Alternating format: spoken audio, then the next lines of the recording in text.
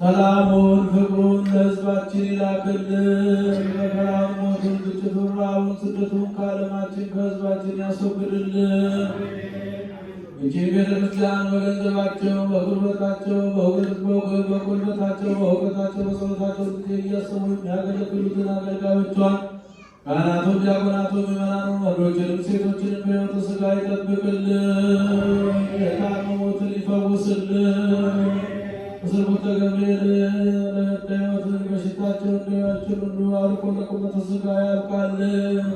የሞቱትንም በመንግሥተ ሰማያት ያሳርፍልን። ለብርሃነ ልደቱና ጥምቀቱ በሰላም ያድርሰን። ከእመቤታችን ከቅድስተ ቅዱሳን ከንጽሕተ ንጹሐን ከድንግል ማርያም ረድኤቷን በረከቷን ያሳድርብን። አቡነ ዘበሰማያት